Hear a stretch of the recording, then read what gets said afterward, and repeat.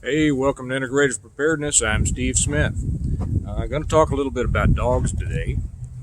Joe Fox over at Viking Preparedness did one on dogs, I don't know, a week or two ago. It's been busy, so time kind of gets away from me, and I meant to get right back on that one soon, but I wasn't able to. Um, and it was interesting to me that he put out a second kind of an observation on some responses that he'd got from some of his viewers about what kind of dogs they had. And apparently a lot of those Vikings over there love their German Shepherds, and so do I. I'm a Shepherd guy for most of my life. Had some great Shepherds, and of course their formal name is German Shepherd Dog, but I'm not an AKC judge trotting around the arena in Madison Square Garden, right? So I just call them Shepherds. Now I've had Shepherds in the past, and I've had Belgians too, which are great dogs. Not quite as family friendly or as naturally protective as the Shepherd. And they are high energy and high maintenance. I love the Belgians, but for an all-around dog, a Shepherd is my pick. Now, the dog I have now, and the dog that you saw in the picture of the front of this, he's down at my feet right now. Let's see if you want to look at people. You want to look at people? Yeah. Okay. The dog I have now, I picked specifically for his breed, and he's not a purebred Shepherd. He's a half Shepherd, a quarter Rottweiler, and a quarter Husky. And I got him specifically for that mix, and I'll tell you why. And I got him in mind for preparedness, for an SHTF situation, but also, of course, for protection while everything is still fairly all right. And the reason for that breed mixture, and I have thought about maybe one day I'll get to breeding these mixes just the way I want them, because I consider them the perfect dog. And I do want to say here, everybody loves their dog, and whatever dog you have is a great dog. I'm not here to say my dog's better, and whatever dog you've got is perfect for you. But it's just kind of my opinion. And anybody looking for a dog, maybe this might head them in the right direction. Anyway, the traits of these three breeds, the German Shepherd is without training probably the most family-friendly, family protective of the family, and especially children. They will become a part of that family and consider them a part of that family probably more than any other breed. They are, like I said, they're naturally protective. They don't have to be trained to protect their family. The Rottweiler is close on the heels of the Shepherd. A lot of people are afraid of Rottweilers because of their reputation, but they are excellent dogs. They are nothing to be afraid of. They are family friendly. They are kid friendly. They may look all scary just because of the press that they've gotten, but they were butcher's dogs. They were bred to be butcher's dogs in Germany. They first off herded the sheep or whatever they needed herding, and then pulled the carts, the big heavy carts, for the butchers in Germany. And they are lovable and protective and family friendly and kid loving. And other than a German Shepherd, you can't get better, in my opinion, than a Rottweiler. Now, the Husky in him gives him something extra. A German Shepherd can last down to, any 0 to 20 below living outside because they have double coats, and they do just fine outside. And a lot of people, my dogs are outside dogs. Okay, they are. I love them, but they're animals. They don't need to wear sweaters. They don't need to be cute. They need to be what they are, and allowed to be what they are, and expected to be what they are. And when you do that, then they are happy dogs. I know somebody who's got one of these, $6,000 Czech dogs, and went through Schutzhund and everything, and that is a worthless dog. And he lives inside, and he's allergic to everything in the world, and nobody can get close to him if even with the owners around. Now, you wouldn't want to come into my property if I wasn't around, but if I'm there and he's on his leash, he's just going to be just fine. But anyway, back to this other stuff. The Shepherd and the Rottweiler can do just fine down to 0 and even down to about 20 below 0. If they have some place they can get to get out of the wind and all. The Husky gives them a little bit more. Huskies can go down to about 60 below. Now, it does give him kind of an irritating edge to his bark, but it gives him a curl in his tail that's I kind of like. The Rottweiler gives him a little flop in his ears that I kind of like, and the Husky gives him the ability to weather much colder temperatures than he would if he didn't have that Husky in him.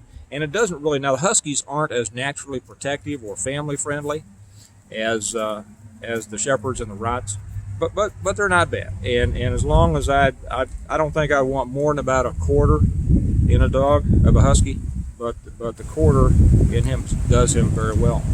Now, people ask about inside dogs, outside dogs. I've never had an inside. I don't think of dogs as inside dogs. Doesn't mean they can't come in. They certainly can. They can come in and lay by the fire and be part of the family and things like that. But for the most part, I get them for protection, and they do their best when they're outside. Matter of fact, in my first book, I think I mentioned dogs in the very first chapter, that when Jim got home, this was in the reversion, when he finally got home, and he was, telling his wife what they were going to do. He said, we're going to bring Max inside. There were 2 dogs, Max and Pink. I named the other one Pink because my daughter likes pink. But we're going to bring Max inside. Usually both dogs were outside. We're going to leave Pink outside, and we're going to bring Max inside, because you want fighting dogs, you want protective dogs everywhere. If they're outside, good, they're going to make noise, and they'll fight what's out there. But then you want something else inside if there's really a threat. And these dogs, once they get the idea and the understanding that inside is their territory as well, they'll just sleep by the front door or your bedroom door or wherever, and they naturally grow into that protective type of dog. Like I say, you don't have to train these guys very much for them to be exactly what you want them to be.